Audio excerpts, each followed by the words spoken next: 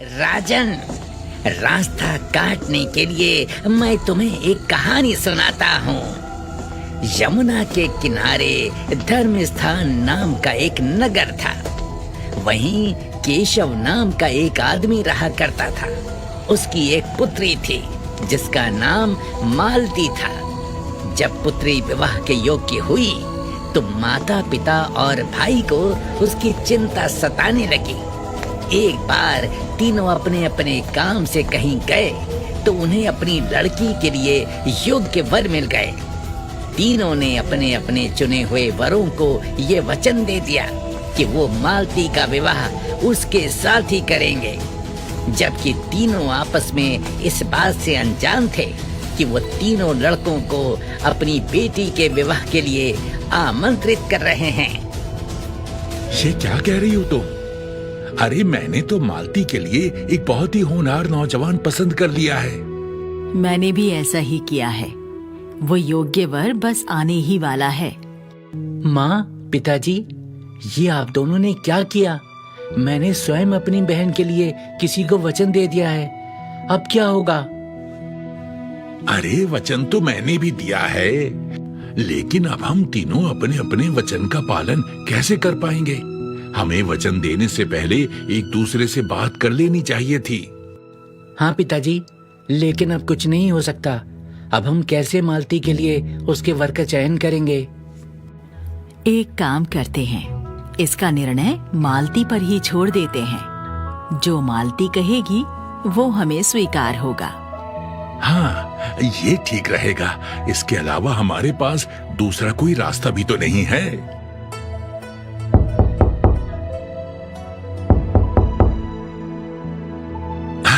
लगता है वो तीनों आ गए।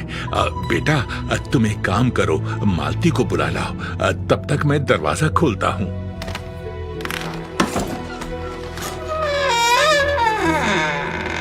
पिताजी, पिताजी, पिताजी, गजब हो गया। मालती को सांप ने काट लिया, वो मर गई। क्या? हे भगवान, ये क्या गजब हो गया? ये क्या कर दिया तूने? मेरी बच्ची, मेरी बेटी। तो दुखी होकर सब मालती को शमशान ले गए और उसका क्रियाक्रम कर दिया। तीनों लड़कों में से एक ने उसकी हड्डियां चुन ली और फकीर बनकर जंगल में चला गया।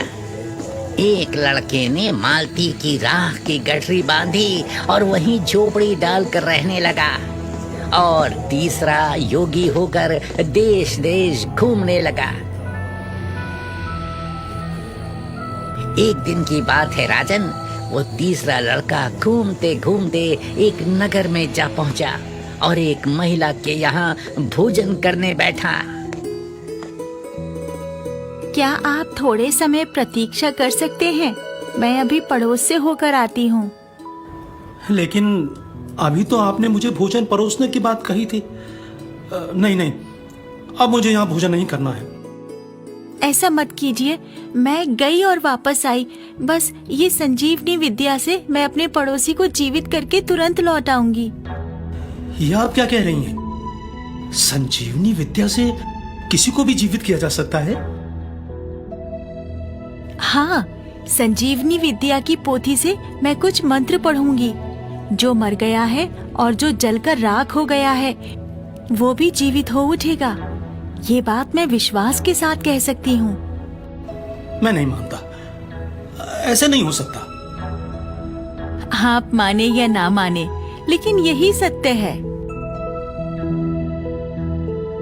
काश ये संजीवनी विद्या अगर मुझे मिल जाए तो मैं उस लड़की को फिर से जिंदा कर सकता हूँ।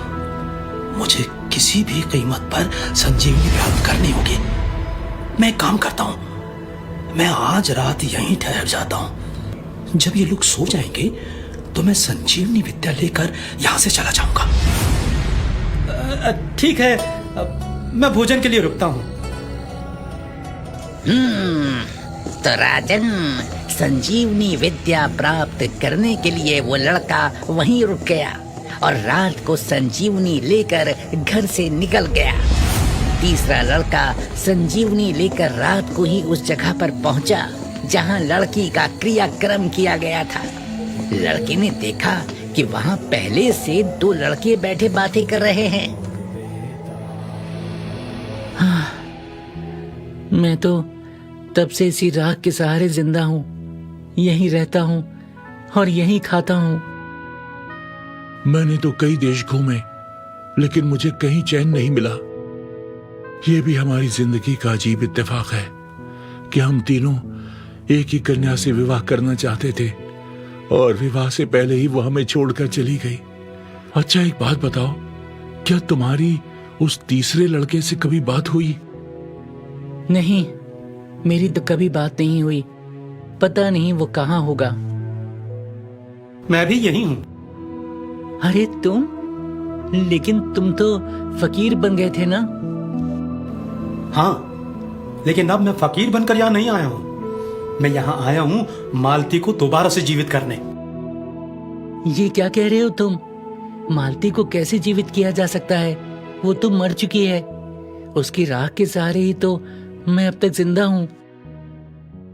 मैं सच कह रहा हूं, मेरी बात का विश्वास करो। ये देखो, मेरे पास संजीवनी विद्या है। मैं इससे मंत्र पढ़कर मालती को दोबारा जिंदा कर सकता हूं। हम नहीं मानते। किसी भी मंत्र से किसी को जिंदा नहीं किया जा सकता।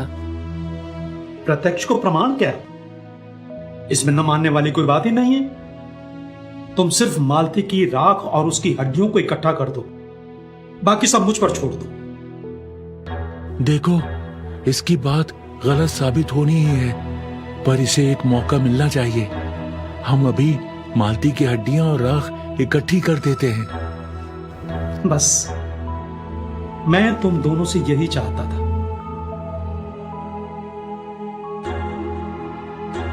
लो, हमने राख और हड्डियां इकट्ठी कर दी। अब अपनी संजीवनी विद्या का कमाल दिखाओ।